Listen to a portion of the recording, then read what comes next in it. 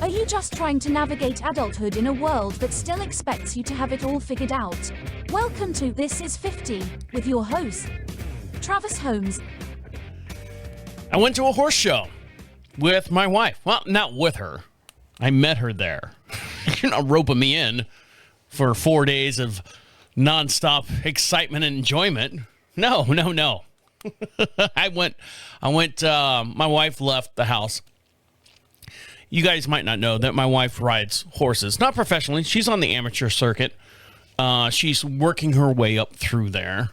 And so part of working your way up through there, you have to get so many points. You have to do so many tests. You have to do so many, appearances. You have to do all this stuff. It's kind of like, batting in the minor leagues and then working your way up to the pros. So she's doing that. She's doing that circuit. And she was at Rayford, which is about an hour and a half outside of where we live. Now, we broadcast every Friday at 1 p.m. Eastern Standard Time, just outside of Charlotte, North Carolina, a little town called Marshville. That's where we do the show. And this show is strictly for my mental health. This is strictly for me. This show, I do it to get all this stuff out of my mind, get all this stuff out in the open. If it helps someone out there, male or female, doesn't matter. Just to let you know that you're not the only one going through simple things. You were raised your life to be a kid. Go be a kid, have fun. And then, you get to be an adult. And I think 50 is that threshold. I'm 52 now. I say now, January is my birthday, but we started this show about 3 years ago. And we've been doing it ever since. So, went to a horse show. My wife says basically, hey, it's an hour and a half away. And we have camping spots or big camper. She does the thing where you can, it's like an Airbnb where they drop the thing off, level everything for you. And you can, basically spend the night. It's got food. It doesn't have food. It has the refrigerator, small microwave, 2-burner stove, an actual oven. This had an oven because they had to heat up some food and stuff while they were there. And outside grill, which is real cool, I think. It was real neat to have. It attaches to the side of the unit, and you just kind of slide it out, and it's like a flat iron, like a hibachi grill. Not very big, 24 by 18 inches. But you can at least cook your own meals, your own steaks and stuff. So she says, you know what? Why don't you come out here? All the husbands, all the spouses are coming out here. All the friends and family are coming out here. Why don't you come out here? And I said, okay, I'll do that. So I left like Saturday morning, about 10 o'clock in the morning, and she thought I was going to be there at like 6 o'clock at night. I'm like, no, babe, if I'm going to drive an hour and a half to hang out with you guys, I'm going to drive there and be there all day. I'm going to be supporting you. So I did.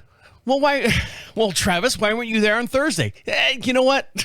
Let's baby steps. Don't push it. I don't want to be there the whole entire time. I've got stuff and obligations I have here on the property because we have 22 some odd acres here. And plus I've got a 97-year-old dad that can't get around. No, he's 79 right now. But still, I left Saturday morning, got there about an hour and a half. And the cool thing was, one of the husbands were there. Because it's all female riders that we have, except for the trainer. The trainer's a male trainer. But it's all female riders, and everyone in the whole park is females. And I said a joke. I don't know if it flopped, but on day 2 of me being there, so Sunday morning, I think, I said a joke. I might have had a hangover from the night before, and I don't know if it went over well. The reason why I say it went over well, some of these people, this is the first time I've technically hung out with them. So I don't know how to take them, and they don't know how to take me. And I want your opinion on that. I'll tell you the joke later. There's your tease. I'll tell you the joke, and you tell me if I was fine or not. But I got to build up to it. That's how this show works. So as soon as I get there at this show in Rayford, huge place, 300 some odd acres, horses all around, barns and stalls, and just, it was a big ordeal, big grand scheme of things type deal. Am I using that term right? I don't know. Text my wife, hey, I'm about, 2 miles away, come out on the side of the road and wave me down because it's, out in the woods or out in this, 300 acres. I want to know what entrance to go to. They're all labeled and stuff, 1, 2, 3, 4, 5. She's like, I'll meet you outside of gate 5. I said, all right. So I pull in. She's like, we're parked over there. The camper's over there. So I pull in this small little campground. Holds maybe 10 units at this place. Pull in and she's like, oh my God, I'm so excited. I'm like, I'm excited to be here. So as we're walking up, it's probably, I don't know, 200 yards, 300 yards to walk up to where the horses are being kept. Nobody's riding yet. It's still early. I got there just before noon. They had a tent, a 10 by 10 pop-up tent right outside their stalls and everything. And they have like, I'm only saying this because I just assume this is what happens. When your kids are in Little League or soccer or something like that, you always have like snacks. Always have a box of chips, Cape Cod chips or Mutts, the fruit things, not the cups, but the packets. They're like gummies, constant candy, constant like snickle snack food. You're basically just grabbing on the go, single serve type deal. If you ever watch Fight Club, single serving deals. And they had, coolers for lunch and meat and things that needed to be cooled, drinks and stuff, and they left out a loaf of bread. Well, I guess overnight, because they've been there since Thursday, here I am showing up on Saturday. Friday night, I guess they had a couple cocktails and stuff and headed back to the RV for the little campfire thing that they do at night and forgot that they left a loaf of bread out. And when I say loaf of bread, I'm talking like this loaf of bread probably cost like $5. It was sourdough. It's from, Publix or one of those places. It looks like a cat got into it, and they left it. They left it out. I forgot about it. Fuck it. So when I get there, I look down. I'm already, oh, God. I'm pointing out things left and right because I'm a professional camper. I'm pointing things out left and right. Oh, this is wrong. You should do this. I'm fixing this. I'm doing stuff. I got to do my man stuff type things. And I grabbed a loaf of bread, and because you're at a horse event, there is horse poo everywhere. Well, they contain it in certain areas, but there's flies. Flies all the time. And I pick up this loaf of bread because I'm getting there. My wife's like going, I'll make you some lunch. And I go, okay. So she picks up the loaf of bread, or I pick up the loaf of bread that's been eaten by like a cat or something, just got through the plastic and ate like the heel of the bread and stuff. There must have been 50 flies inside this bag. And I pick it up and she's pulling the luncheon meat out of the cooler. And I go, do we have any other bread? She's like, yeah, there's bread. There's sourdough bread on the counter. And I'm underneath this 10 by 10 tent. My wife's over there underneath getting the stuff out of the cooler. And I pick up the bread and I kind of clamp the top opening closed off with my hands. And I held it up with all the flies in it. I go, this bread right here? She's like, oh, gross. I go, you guys left it here already. Ill planning. This thing's out here. Do we have any other bread? Oh, yeah, I got a loaf. It's, it's in the whatever. And she's got it out. And my wife, of course, prepares. She learns from me. She gets it out and makes me a sandwich. And I was like, all right, this is not starting off good. This is not starting off good. It was ill-planned. Not ill-planned. I don't want to say that. Just, it wasn't starting off good. So we do the horse show and everything, and we have a little powwow at the end of the thing, and all right, what are we doing tonight and stuff, and I had a good time. When I say we had a little powwow and stuff, we had to go back and they were trying to figure out what we were going to have to eat that night, because now a couple husbands have showed up and a couple interested parties. They're supporters of the troop, because there's 6 ladies there. I think 3 of them were actually riding, including the trainer. So they were there to support. Their horse is being ridden by a certain person that you pay to ride the horse. So I'll dive into how the powwow went. And I got a lot more to talk about as far as I've had a busy week. I don't know where to start, so we'll see how this monologue goes. So stick around. I'll be right back. While I'm at this horse show thing, they had some leftover food and stuff, and we all sat around the tent and everything. Yeah, let me digress here. I digress. When I got back from the horse show, let's start there. When I got back from the horse show, and I'll tell you all more of the details of the horse show as far as did I make an ass of myself or not.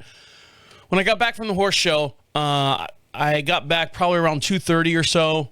My wife still had to take she was on the vehicle that had all the horses, so they had to go back to the barn and unload all the horses and put them in the stalls and make sure they got fed and all that stuff. So I'm like going, do I need to be around for this? No? All right, I'm going to head back to the house. See you later type deal. So I get home at like 2:30 or whatever.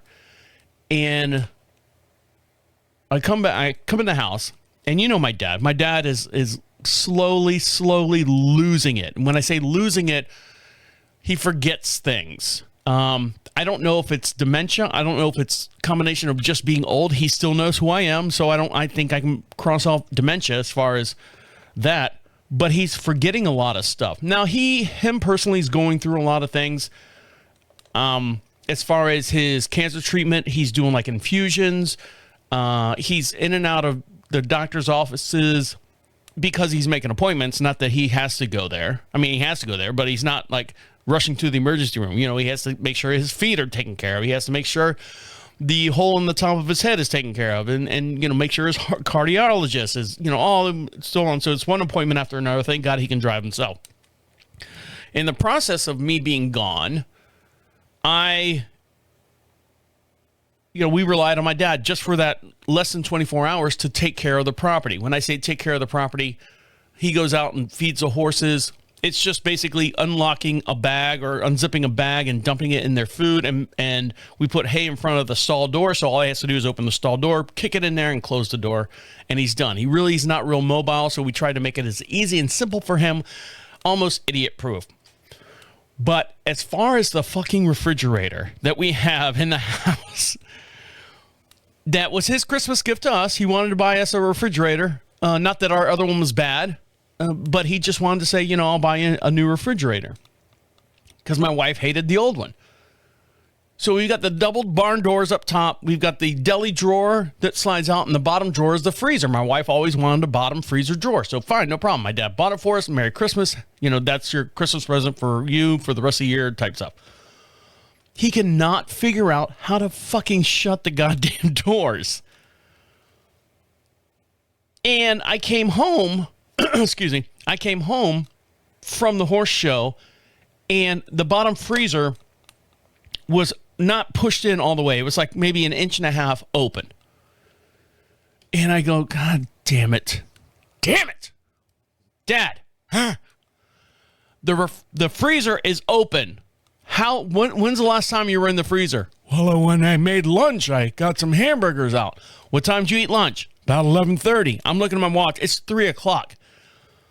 And my dad, I kept telling my dad, previous to all this, I said, Dad, you got to make sure you close this freezer. I do all the time. You know how you ever left the freezer open and it kind of frosts up a little bit on like the food and stuff because the humidity's getting in there and it's freezing? I was noticing it and it was getting more and more and more. And I'm like going, God, Dad, why do we have all this frost in the freezer? In the back of my mind, I know exactly what's wrong with it. He's left the freezer open. He goes, because you leave the thing's too cold in there. It's not too cold, Dad. You're forgetting to close the freezer or shut the freezer drawer. Sure enough, came home, 2:30. Thing's been open for 3 hours. Dad, God damn it. Do we need to do something? You know, you already left the burner on before I left. now you can't close the freezer door. Our food and your food's in there, Dad. It's all going to go bad. And then I look and turn. He's left something on the counter that he got from outside and brought in to transfer from one freezer to another. And it's still sitting on the counter too. Dad, is this your dinner that you're having tonight on the counter? What is it? I don't know. It's some kind of Marie Callender pot pie. Yeah. I said, it's on the counter. You didn't put it in the freezer. You want me to put it in there? I forgot. Right. Jesus. I hate yelling at him, but in the back of my mind, I'm thinking of all the times he's yelled at me about doing stupid shit the same way. Well, he's older, Trav. He's 79 years old. You know what? I was 16 years old. I was 15 years old. Well, you need to learn a lesson. Well, he's already learned the lessons. Now he's forgetting them. You know, I mean, how do you justify, yelling at a 16-year-old for doing the same thing a 79-year-old is doing. Well, you should know better. No, I don't. I'm 16. Well, he should know better. No, he should because he doesn't know better. No, he should because he's 79. That's how the story goes. And as I was driving around, when I returned home that Sunday, the Monday after, I had to go do something. I went to the post office. And as I'm driving out our little 2-lane country road, I saw Charlie. Charlie is a dog. I know, I'm bringing everyone down. Everyone comes down right now. Charlie was like the street dog. He lived off one of the side roads. They never took care of him. He's an old golden retriever, and he would literally walk. He would, he would scout and monitor the stretch of road between 3 houses. He'd walk up, go to this house. Maybe they fed him. I didn't feed him. He never came to my house. And then would go down to the next house, bark, bark, bark. And when I say between houses, I sit on 22 some odd acres. My neighbor sits on 18 acres. The guy next door sits on about 3.5 acres. So there's some span there. So as I'm coming down the road, I look off to the side and I go, God damn it. I hope that's not Charlie on the side of the road. He's been walking this beat like a cop for the last 2 years. And people, as I'm doing my 4-mile walk, they'll come up and go, whose dog's that? Is that yours? No, man, it's like the neighborhood dog. Oh, he's going to get hit. I go, I know, man. I told the people who own him, they don't care. They don't fucking care. The lady's like 98 years old. Grandkids don't care. The actual kids don't care. Sure enough, Charlie got hit. And he was on the side of the road. And when I say hit, he peacefully hit. You've seen dogs, I hate to be graphic, splattered all over the place. It looks like he got hit like a deer would get hit, bumped or something like that, spun around, and he's laying in the ditch there. So when I came back, I told my wife, I said, Charlie got hit. Oh, did he really? I'm like, yeah, he got hit. He's gone. Well, what are you going to do? I said, well, it's not my dog. I'm not doing anything. Are you going to go tell the owners? I'll think about it. I don't fucking like them because they don't take care of their shit. So I leave, go to the post office, do my rounds, and the next day, the following Tuesday, I went by and someone had scooped him up. I don't know who, I don't know what, but Charlie, the land dog, is dead. Let's see. I'll dive into Jesus Christ. I'm going to tell you a little bit more about the the horse trip when I come back. So stick around. I'll be right back. On my street, this is where a lot of people are going to judge me on this one, but it's a fact of nature, truth of the social environment, the things that we're living in right now.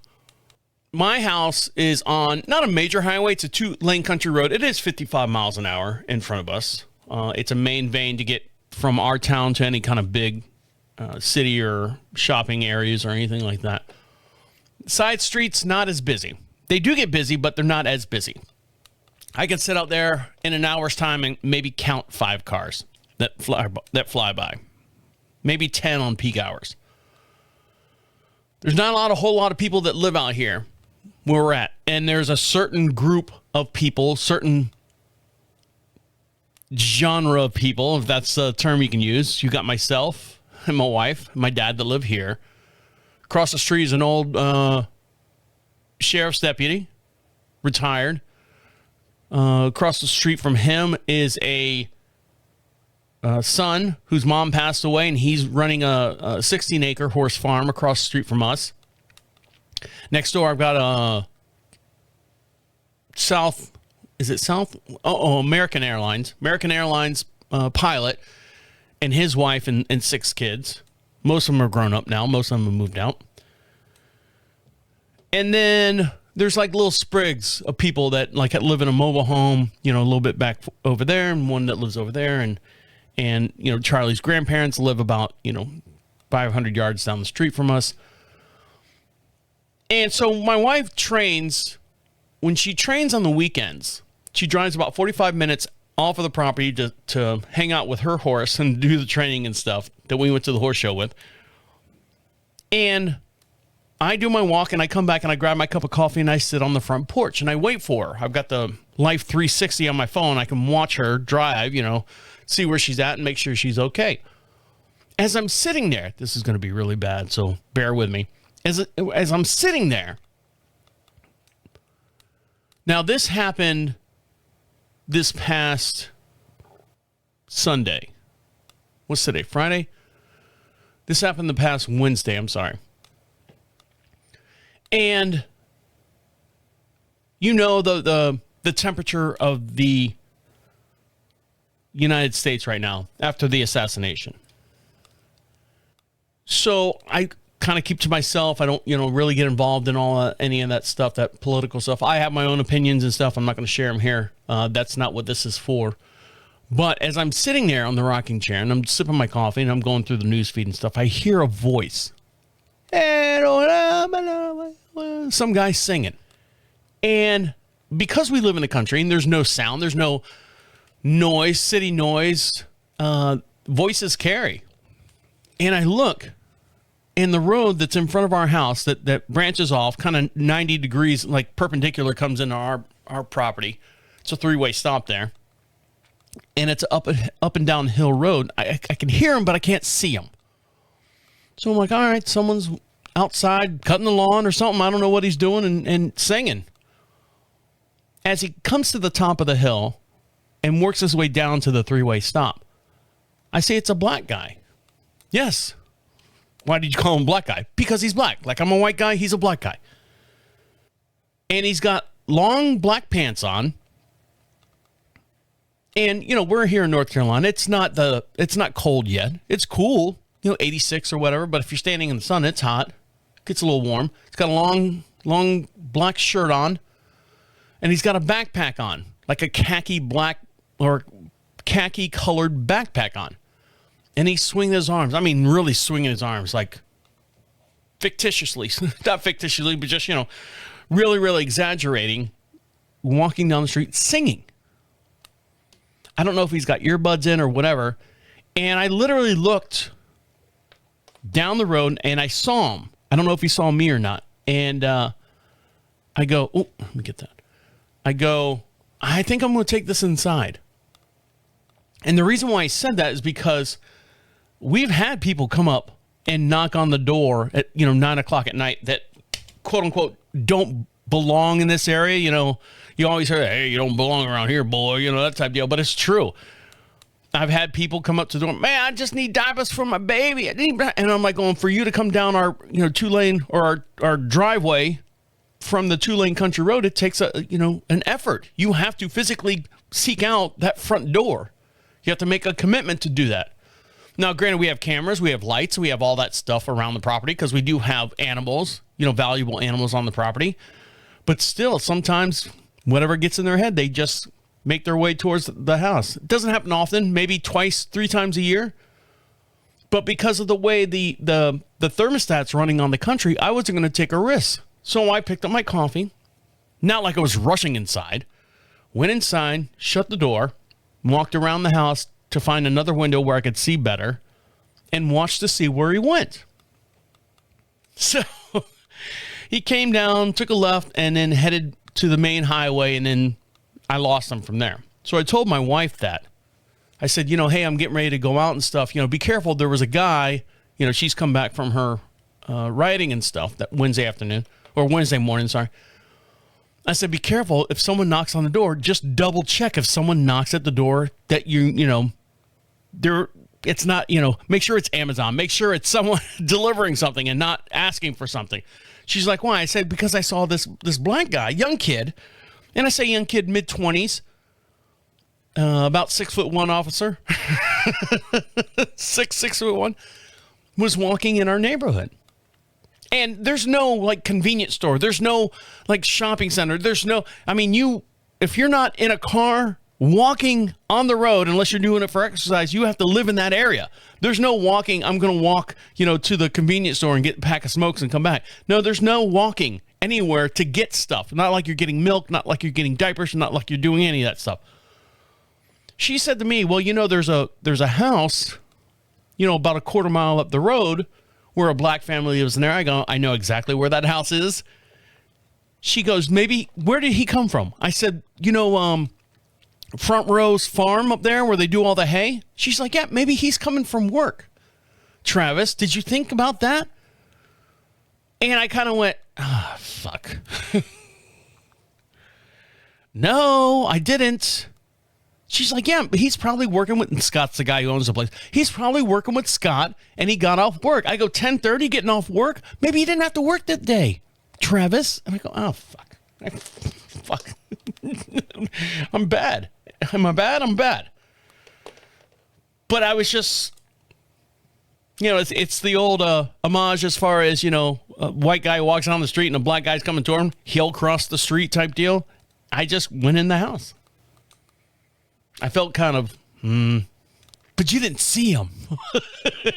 He had machetes and it's like, no, we didn't, Travis. No, we didn't. He just had a backpack. But what was in the backpack? We don't know. So I'm at the horse show and sitting around the quote unquote fireplace. We didn't have a fire. We just had music and just hanging out and relaxing and stuff. Not like partying down because, most of these people, half of us had to, I say half of the group had to do riding in the morning. So they couldn't like party down or anything like that. So I, drank in moderation. Just, I try to keep up with everyone. And they were like going, well, I'm going to have anyone want dessert? And I'm like going, dessert? It's fucking 7:30 at night. I don't have dessert until I go to bed. People are falling off like flies. Well, it's been a long day. 8 o'clock, I'm going to bed. 9 o'clock, I'm going to bed. So I go to bed. It's in this camper that my mom, Jesus Christ, Freudian slip, my wife has rented, has a queen bed on one side of the camper, a queen bed on the other side with like a wraparound loft, like if you have kids, and in the center, one of the couches flips into a bed, like a single bed or something like that. I have a door I can close on mine, and then they have a door that they can close where the wraparound loft is. And the other lady basically sleeps in the kitchen. So it's me, my wife, a lady named Renee, a friend named Ashley, and her daughter. So it's me and 4 women. I say women, the daughter's 14 years old, but still, it's one guy, 4 girls. I laid in that bed at night, and I'm like, oh, my arm's going to be sore, but this is going to be sore. I'm not going to be comfortable and stuff. I said, I got to make sure I take a shower before I get into the bed because I tried that before. I can't stand it, not going to bed without just rinsing off. I don't have to scrub and, shower and stuff. I just need to rinse off. Lay in bed. Oh, man. It was hard as a rock, and I slept like a fucking baby. But in the middle of the night, I'm sleeping good. Better than I sleep at home. I was sleeping. But in the middle of the night, I could feel my wife. She starts rubbing my back. I'm like, oh, she appreciates me being here. She misses me during her shows, and she's rubbing my back. And then I'd roll over, and she'd rub my head, and I'd fall back to sleep, and then she'd rub my head again. And then I'd roll over, and she'd rub my back again. And then finally, after about, 2.5 hours doing this, she started pushing on me. Hey, what? You're snoring. Well, yeah, I know. That's what happens when I sleep. I'm a big guy. I'm 6'1", 270 some odd pounds. I'm a big guy.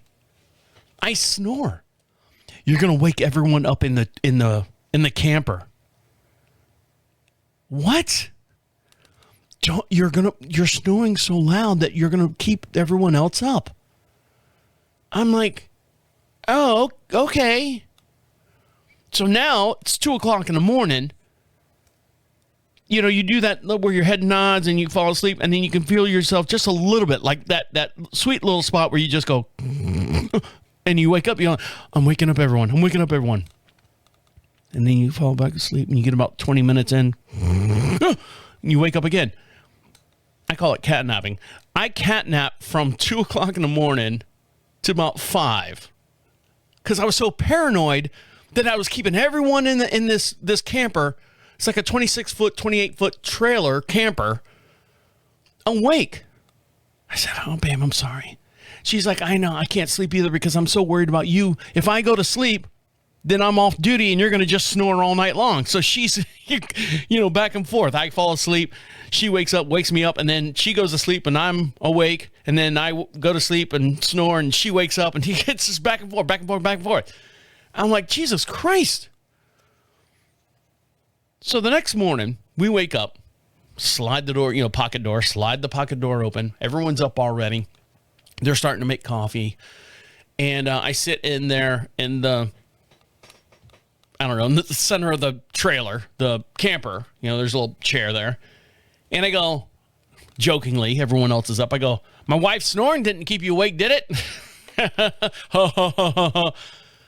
They go, no, we didn't hear anything.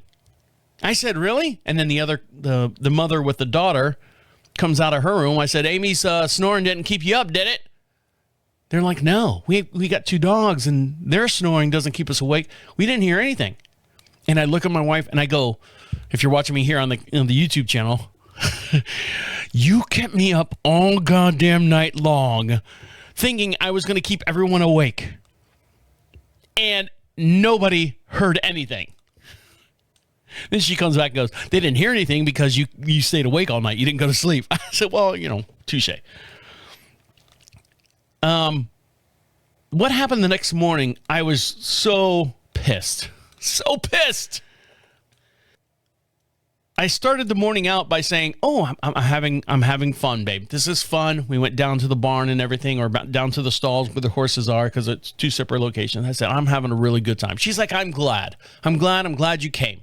And then shit just went sideways. And I'll tell you what happened. I was just, I'll tell you what happened when we come back. So stick around. I'll be right back. I told you last week that I was watching a documentary on wrestling. I think it was called Uncut, Unreal, something like that. And I was like, oh, wow, I was really excited. I was really getting into it. I was like, I think I'm going to do this. I'm going to watch them. I'm going to watch them. I'm going to, get involved with it and have something to cheer for and, good guys and bad guys and all this stuff. And I was thinking for my mental health, like late at night, instead of watching some stupid show and stuff like that, and you can debate whether WWE is stupid or not, I was going to sit down and watch it. So I'm sitting there. My wife's working late this one night. And I go, well, I got, 2.5 hours before my wife comes home. Made dinner, and I'm sitting there. I'm like, all right, Monday Night Raw. Let's start here. Let's start at the beginning, because that's all they ever talked about on the documentary. And it says September 6th or September 3rd, and it's got like 40 episodes from there. I go, well, let me start with the first one and see if I can get caught up on the storylines and stuff. I watched the first episode. The episode, I think, was like an hour and 45 minutes, almost 2 hours long. I'm like, all right, that'll be perfect timing. So I'm sitting there watching it, and they had the first match. And I'm like, oh, I remember that guy. I don't know who the other guy is, but let's watch them. So they wrestle and they go back and forth.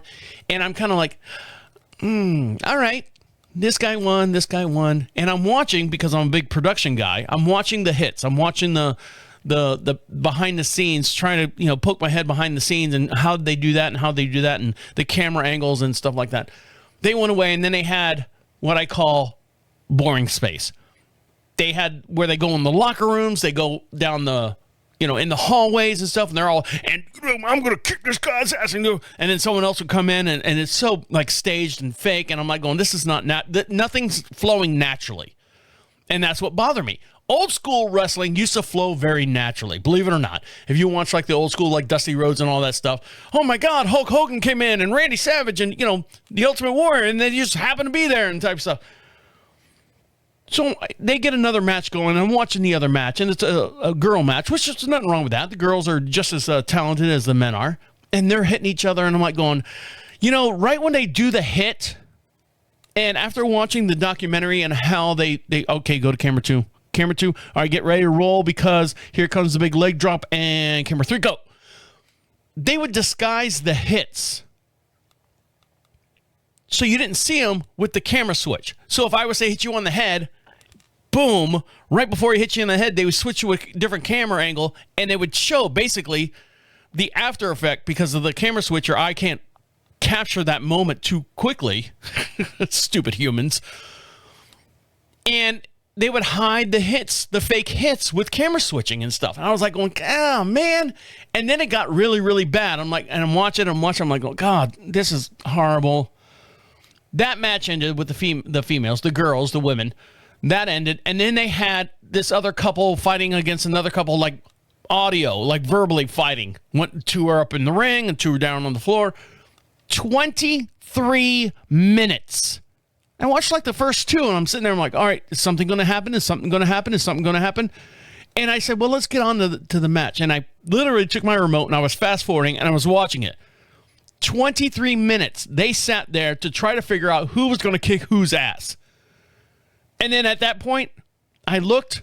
The show's almost over. I got like 15 minutes left. They're going to throw some kind of scrub match in there. And then that was it. And I go, nope. What they say on Shark Tank. And with that, I'm out. Watched one episode, and I was out. I can't do it. I don't want to do it. I'm not going to do it. So I tried. I gave it my all. Well, not a whole lot of my all, but I did give my all. And I watched it, and I said, no, I don't want to say I'm above IQ level as far as the way this is shot. I saw the people in the audience. Yeah, I could give them a run for their money. I could. Now, after the whole story about me snoring and everything, and the four ladies that were in my wife being one of them, four ladies that I was sleeping with. Not sleeping, but, in the same vicinity. You slept with her? Yeah, we were in the same room. You're so lucky. Yeah. How was it? I don't know. I wasn't allowed to sleep. You weren't? Why? Yeah, I was snoring all night. And I wasn't allowed to snore. All right. So there's another couple that have a horse trailer with an apartment on the front of it. And it's a trainer and his wife. They got up early before we did. Me and the four ladies. They got up early because they had to go set up stuff. I don't know what they had to do. They had to do horse stuff. I don't know what it was, but that's what they were doing. So as my wife and I are getting dressed, and, one lady was in charge of doing coffee. Would you like coffee, Travis? Yes, black, please. Oh, now you don't have problems with black. No, I'm just kidding.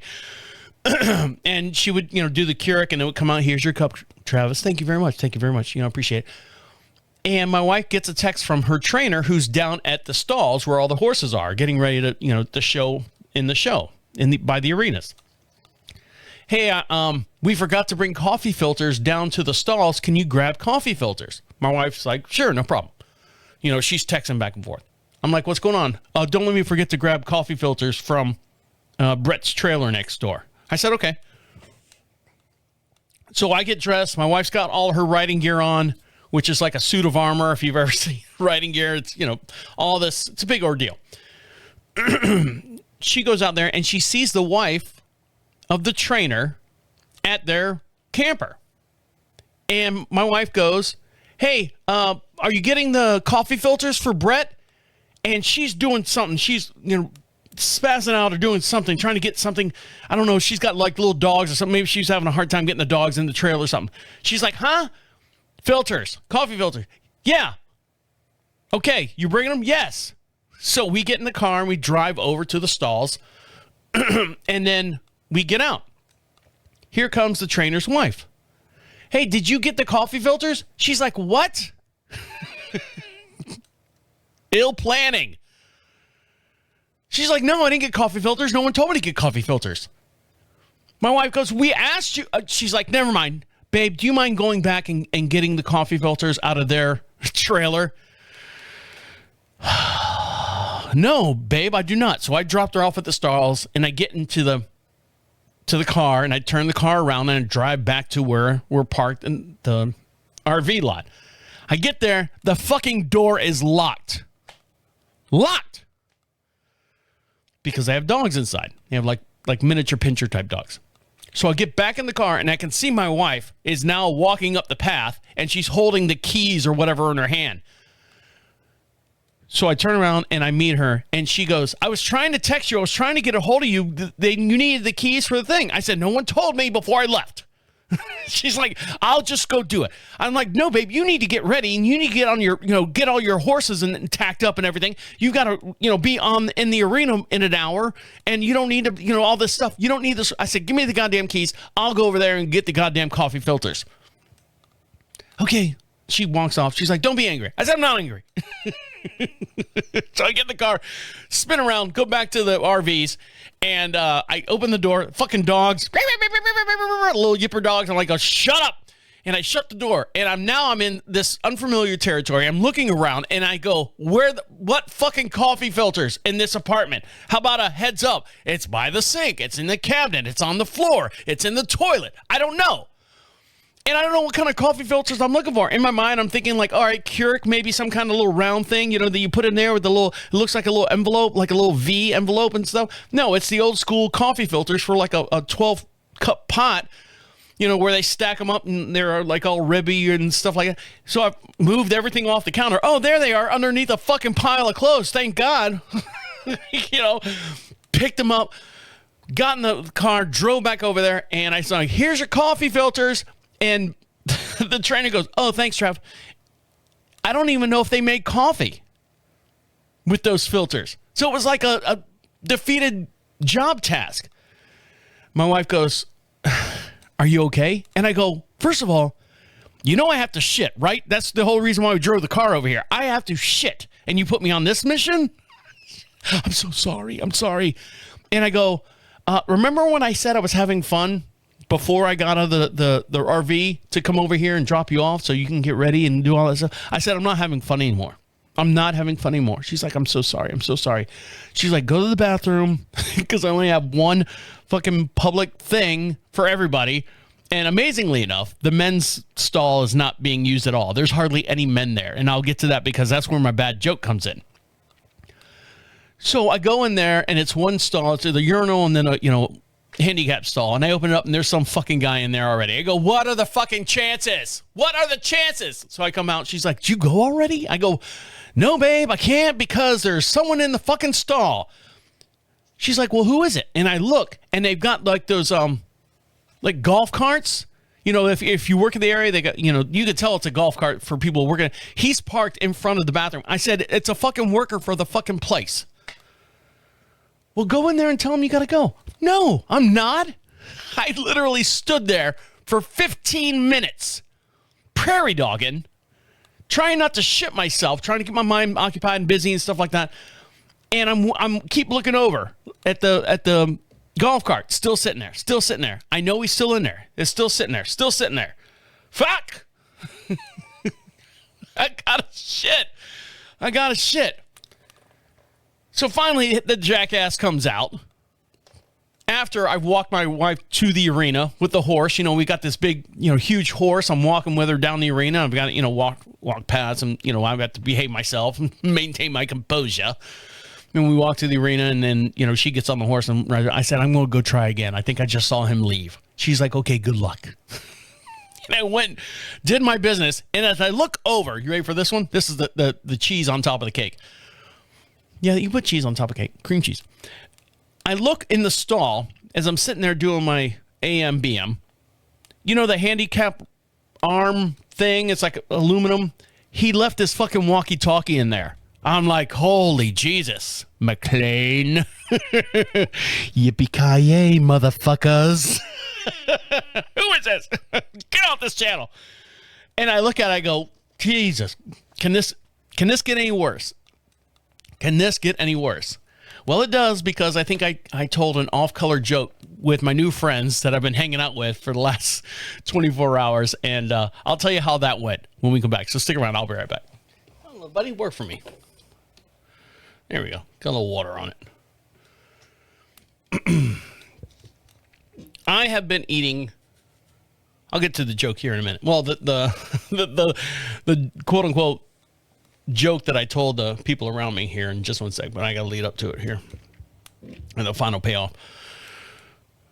I have been doing well with my diet. I know every time I talk about it's a diet, but I've actually, I think I found my niche, what I need to do, and it's working well for me. I don't know if you can see it in my cheeks. I can see it in my cheeks. If you're watching us here on the YouTube video, every podcast we do, Every This Is 50 show, you can see the video of me.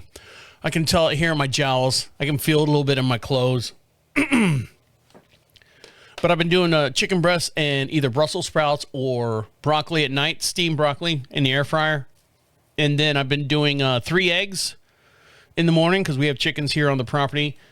And I've been doing a baked potato. When I say baked potato, about the size of a regular baseball, Major League Baseball. It's not that big.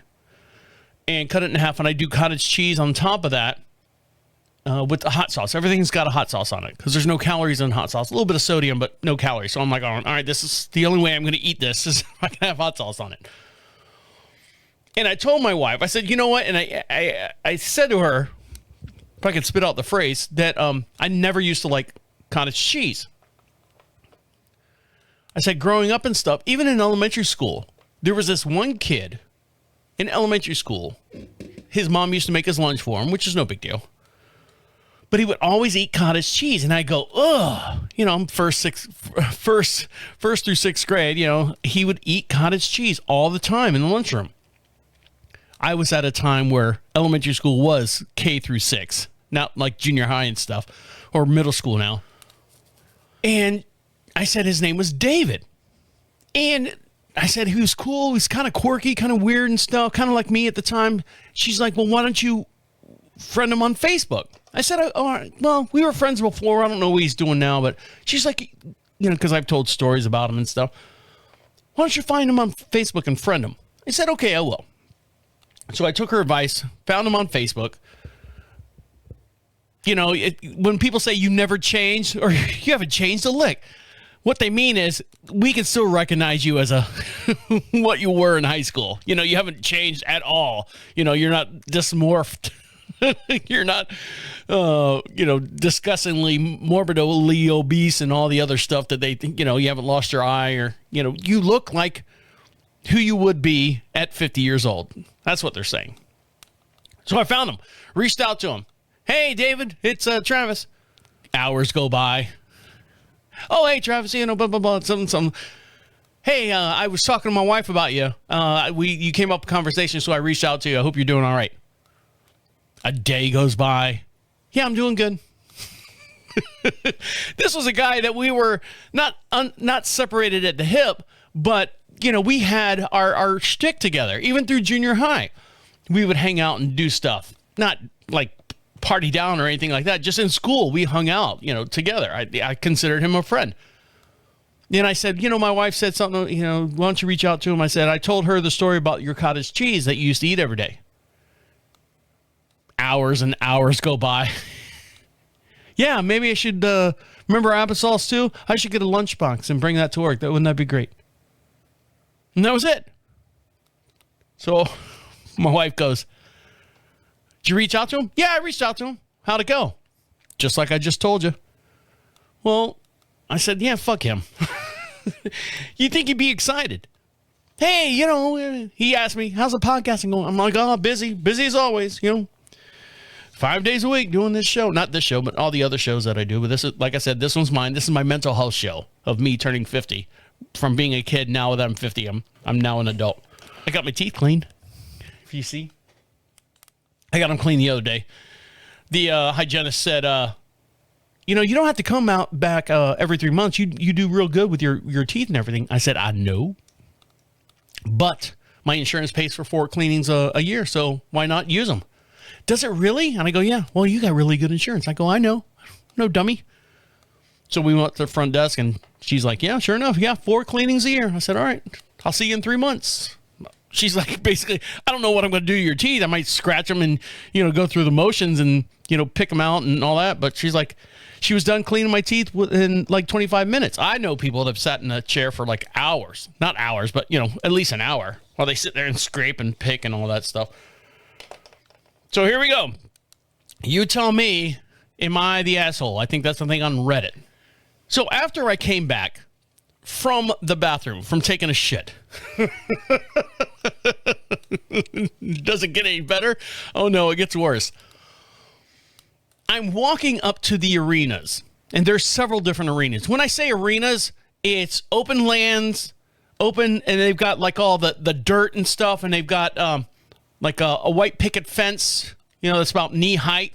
That that the horses can't. You're not allowed to go in. You're not allowed to go out. It's an arena. It's like a small little soccer arena, and the horses do their trotting and stuff. My wife does dressage, so it's a pattern thing. You have to go up, down, left, circle back this way, all this stuff. And the group of people that were cheering, the support group that's part of this whole caravan of horse people that I went up there to see, I've only met two of them in real time. In real life, other places, once before. The one guy who did the yellow party, his wife was riding, so he was there. And then a couple other people that I know in passing, but I never really shook their hands and, all that stuff. So I walk up, my wife, I'm looking around, and my wife's on her horse, and there's a practice area while you wait for your name to be called. So you physically get on your horse and you ride in this area. Huge area, bigger than a football field. And you're riding and you're getting your horse warmed up and you get it loosened up. And you're in that field with 6 or 7 other people that are in line to go into the arena one at a time. Everyone is wearing black pants. Everyone is wearing some kind of black jacket or black long sleeve shirt. Everyone has a white shirt or some kind of cummerbund in the front. Everyone has a black hat on or helmet on. Everyone has their hair up underneath the helmet. No one, all the girls, they put it all up and goes underneath the helmet and stuff. All the horses are somewhat brown, 50 shades of brown. So as I'm walking up, I'm looking, I'm going, oh, there's my wife. Oh, no, that's not her. Oh, there's my wife. Oh, no, that's her. I'm walking up, and the closer I get, I'm going, where the fuck is my wife? And I see that she hasn't put her helmet on yet. She's standing down in the waiting area. She's like, yeah, there's too many people in there. I'm waiting for 2 of them to come out so myself and my trainer can go in there. I'm like, all right, cool. Good luck, smoochies. And then she gets on her horse and she trots into the practice arena. So I go back and sit with the collective group of people that are going to cheer her on. And you don't cheer on, you just kind of watch and sit there and watch. That's all you do, and videotape. So I'm sitting there, and the guy who had the yellow party, we became pretty good friends over the weekend. We had not a heart-to-heart thing, but we had a lot of moments shared. We were sitting around the campfire, and it was like me, him, and some other lady, because everyone else was doing night checks. That's a story in itself. Don't get me started. Google search night checks for horses. And we were sitting there talking. We were hitting it off. He was drinking a beer, and I was drinking a beer. And I hate to say it, I'm 3-1 to him, but he's not that type of guy. I'm that type of guy. And so the next morning we were sitting there and I was still rolling on the conversation we had the night before. And I sat down next to him, and there's 4 other people sitting at the table with us, and they're just spectators, but they're part of our group. And I said, I had a hard time finding Amy in this group. I said, because everyone's, dressed the same, and he's like going, yeah, it's pretty funny. There's my wife over there. He's like, I couldn't pick her out either unless, I had to keep my eye on her, like a 3-card Monty. You want to keep the eye on where the ball is. And I said, you know what? And I kind of leaned into the table because they know what I do for a living. They know that I do podcasting full time between this show and the 3 other shows that I do. And I kind of leaned in, so I had their attention. And I said, you know what? Here we go. I said, if it wasn't for all these horses and everything, and all these women were just walking around dressed the way they are, whether they're in their full fatigues or whatever, or just walking around, I said, you would think this was some kind of softball tournament. And the guy from the yellow party goes, what do you mean? I said, oh, God, I don't think he put 2 and 2 together, but I guess, all right, I'll go with this. I said, everyone's the same size, the same. They're all stocky. They're all, they're all fit, tight, muscular, stocky type bodies. He's like, yeah, you got to be fit to ride these horses. Yeah, you got to be real fit. And I go, yeah. I said, without the horses here, you would think this is a softball tournament. He's like, oh, yeah, because they're really fit, doing softball and stuff. Where I got the joke from in my mind, because of just what I went through at going to the men's bathroom, and I said that there's not a whole lot of men at this place There's not, the men's bathroom doesn't get used a whole lot. There's a line outside the women's bathroom.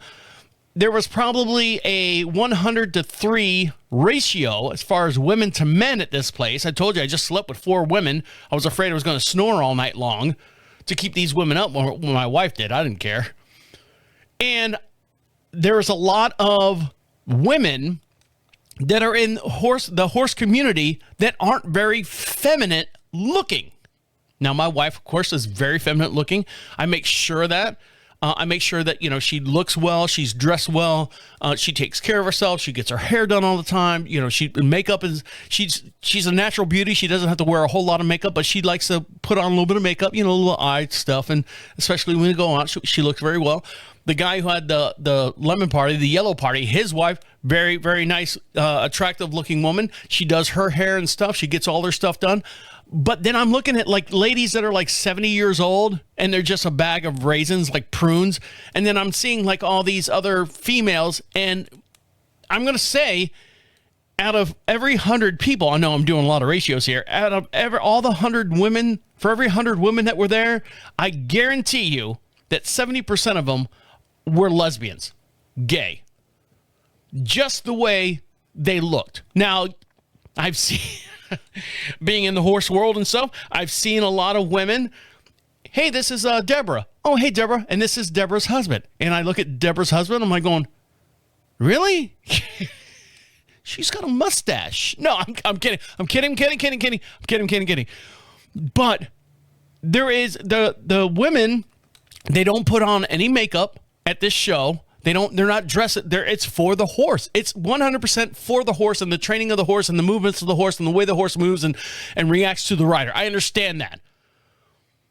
But none of these women were done up. None of these women. And so I thought there was like a lot of lesbians. So I said, hey, without the horses, this would be like one big softball tournament. Hey, right? Am I right, guys? Am I right? And I'm looking around the table and they're like, well, what do you mean? I don't understand that, concept. And so I said, oh, fuck. Thank God, Yellow Party stuck his nose in there and he goes, what do you mean? Because they're fit? And I go, yeah, that's what I meant. That's what I meant. Because they're fit. Not that because they all look like, because it's true.